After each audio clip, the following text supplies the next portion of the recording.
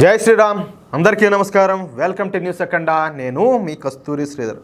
మిత్రులారా, పంజాబ్ రాష్ట్రానికి సంబంధించినటువంటి ఒక ఇంపార్టెంట్ న్యూస్ ఇది. కేవలం పంజాబ్ రాష్ట్రానికి మాత్రమే కాదు, సిక్కు సోదరులకు సంబంధించి చాలా ఇంపార్టెంట్ న్యూస్.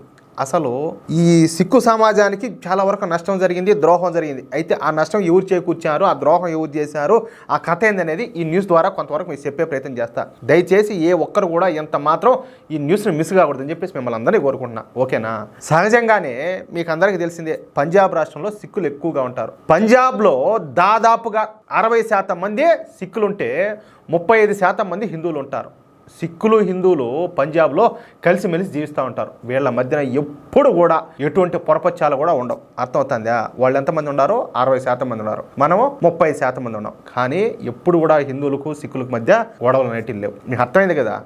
అదే ఇంకెట్టుంటుంది, వేరే లెవెల్లో ఉంటుంది. అదే సిక్కుల ప్లేస్లో 65% స్థానంలో ఇంకెవరైనా ఉంటే ఎట్టు నిండా ఒకసారి ఊహించుకోండి. సరే, ఇక ఒకసారి ఈ పంజాబ్ రాజకీయాలను కూడా చూద్దాం. పంజాబ్లో ప్రస్తుతం ఆమ్ ఆద్మీ పార్టీ ప్రభుత్వం నడుస్తుంది. 2022లో జరిగినటువంటి పంజాబ్ అసెంబ్లీ ఎన్నికల్లో ఆమ్ ఆద్మీ పార్టీ భారీ విజయాన్ని సాధించింది. పంజాబ్లో మొత్తం 117 అసెంబ్లీ స్థానాలుంటే ఆమ్ ఆద్మీ పార్టీ వాటిలో 92 స్థానాలు గెలుచుకొని ఘన విజయం సాధించింది. ఇక పంజాబ్లో ఉన్నటువంటి మరొక బలమైన పార్టీ ఈ కాంగ్రెస్ పార్టీ. 2017లో జరిగినటువంటి పంజాబ్ ఎన్నికల్లో కాంగ్రెస్ పార్టీ ఘన విజయం సాధించే అధికారంలోకి వచ్చింది. అయితే 2017లో పంజాబ్లో కాంగ్రెస్ పార్టీ ఘన విజయం సాధించడానికి కారణం ఎవరయ్యా అంటే కెప్టెన్ అమరీందర్ సింగ్. అర్థమవుతుంది కదా మీకు? ఈ అమరీందర్ సింగ్ మూలంగానే 2017లో కాంగ్రెస్ పార్టీ పంజాబ్లో అధికారంలోకి వచ్చింది. ఇక ఆ తర్వాత ఈ అమరీందర్ సింగ్ కాంగ్రెస్ నుంచి బయటికి రావడం, ఆయన వచ్చి భారతీయ జనతా పార్టీలో చేరిపినాడు. ఎన్ని రోజులను భరిస్తారో దరిద్రాన్ని ఇదంతా కూడా అనేసి వచ్చేసినాడు. ఇక ప్రస్తుతానికి ఇప్పటి విషయానికి వద్దాం. ప్రస్తుతం పంజాబ్ను ఈ ఆమ్ ఆద్మీ పార్టీ పరిపాలిస్తుందని చెప్పి చెప్పుకున్నాం కదా. పంజాబ్లో ఆమ్ ఆద్మీ పార్టీ తర్వాత బలంగా ఉన్నటువంటి మరొక పార్టీ అదే కాంగ్రెస్ పార్టీ. చెప్పుకున్నాం కదా ఇందాకనే. కాంగ్రెస్ పార్టీకు పంజాబ్ అసెంబ్లీలో ఉన్నది 18 సీట్లే అయినప్పటికీ, ఎన్ని? 18. పంజాబ్లో కాంగ్రెస్ పార్టీ చాలా బలంగా ఉన్నది. ప్రతి గ్రామంలో కూడా ఈ కాంగ్రెస్ పార్టీకు గట్టి క్యాడర్ ఉన్నది. సరే, ఇక ఆమ్ ఆద్మీ పార్టీ విషయానికి వస్తే, ఆమ్ ఆద్మీ పార్టీ ఢిల్లీలో ఓడిపోవడంతో ఒక్కసారిగా ఈ పంజాబ్లో ఆమ్ ఆద్మీ పార్టీ వీక్ అయిపోయిందా? అంతేకాకుండా అసలు ఆమ్ ఆద్మీ పార్టీకు కర్త కర్మ క్రియ అయినటువంటి అరవింద్ కేజ్రీవాల్ కూడా ఈ ఢిల్లీ ఎన్నికల్లో ఓడిపోవడంతో పంజాబ్ రాష్ట్రంలో ఆమ్ ఆద్మీ పార్టీ ప్రభుత్వం మరింత బలహీనంగా తయారైపోయింది. ఎప్పుడు ఏం జరుగుతుందో, ఆమ్ ఆద్మీ పార్టీ ఎమ్మెల్యేలు ఎప్పుడు ఏ పార్టీలోకి దూకుతారో తెలియని పరిస్థితి అయితే ఏర్పడిపోయింది. చూడండి ఎంత గందరగోళం. అయితే పంజాబ్లో ఏమి జరిగినా సరే లాభపడేది మాత్రం ఖచ్చితంగా కాంగ్రెస్ పార్టీనే. ఇది డ్యామ్ షూర్ అనమాట. అందుకే కాంగ్రెస్ పార్టీ హైకమాండ్ పంజాబ్లో ఉన్నటువంటి ఈ ఆమ్ ఆద్మీ పార్టీ ఎమ్మెల్యేలను తమ వైపుకు లాక్కోవాలని చెప్పేసి ఇప్పటికే ప్రయత్నాలు ముమ్మరం చేసింది. ఈ విషయంలో కాంగ్రెస్ పార్టీ కొంతమేరకు సక్సెస్ అయింది కూడా.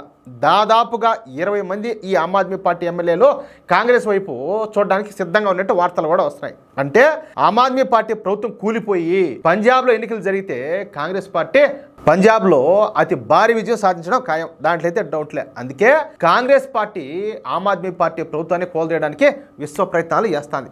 ఇది ప్రస్తుతానికి జరుగుతుంది, ఈ ప్రాసెస్ రన్నింగ్. కానీ ఇప్పుడు పంజాబ్లో కాంగ్రెస్ పార్టీకు అతి పెద్ద ఎదురు దెబ్బ తగిలింది.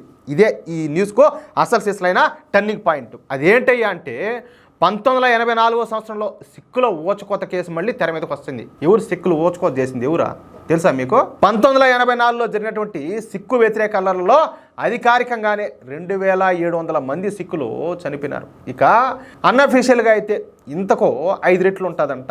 ఈ సిక్కుల ఓచుకోతలో పాల్గొన్నటువంటి వాళ్ళంతా కూడా ఈ కాంగ్రెస్ పార్టీ నాయకులు లేకపోతే కాంగ్రెస్ పార్టీ కార్యకర్తలు కావడం ఇక్కడ ప్రతి ఒక్కరు కూడా తెలుసుకోవాల్సినటువంటి విషయం. ఇప్పుడు ఆ విషయమే వెలుగులేకొచ్చింది. అప్పట్లో సిక్కులను ఈ ఓచకోత కోసినటువంటి కాంగ్రెస్ పార్టీ నాయకుల్లో ఒకరైనటువంటి సజ్జన్ కుమార్ను దోషిగా తెలుస్తా ఈ రైస్ అవెన్యూ కోర్టు కీలకమైనటువంటి తీర్పును వెలువరించిందనమాట. 1984లో సిక్కులపైన దాడి చేయడానికి ఒక పెద్ద గుంపును, ఒక మందని తీసుకొని పోయి ఈ కాంగ్రెస్ నాయకుడైనటువంటి ఈ సజ్జన్ కుమార్ సిక్కుల ఇళ్ల మీదకి వెళ్ళడమే కాకుండా స్వయంగా 2 సిక్కు సోదరులను నరికి చంపినట్టు ఇప్పుడు సాక్ష్యాధారాలతో సహా నిరూపితమైంది. ఈ సజ్జన్ కుమారు కాంగ్రెస్ పార్టీ సీనియర్ నాయకుడు, అంతేకాకుండా కాంగ్రెస్ పార్టీకి సంబంధించినటువంటి మాజీ ఎంపీ కూడా. మీకు అర్థమవుతుంది కదా. దీంతో ఇప్పుడు ఈ విషయం దేశవ్యాప్తంగా సంచలనం రేపుతుంది. ముఖ్యంగా పంజాబ్ రాష్ట్రంలో ఈ విషయం అయితే పెను సంచలనంగా మారింది. అంతమంది సిక్కులను ఓచుకోత కోసినటువంటి కాంగ్రెస్ నాయకులకు పంజాబ్ సిక్కులు ఏ విధంగా సపోర్ట్ చేస్తారంటూ ఇప్పటికే ఈ సిక్కు మతానికి సంబంధించినటువంటి పెద్దలు తీవ్రమైనటువంటి ఆగ్రహాన్ని వ్యక్తం చేస్తున్నారు.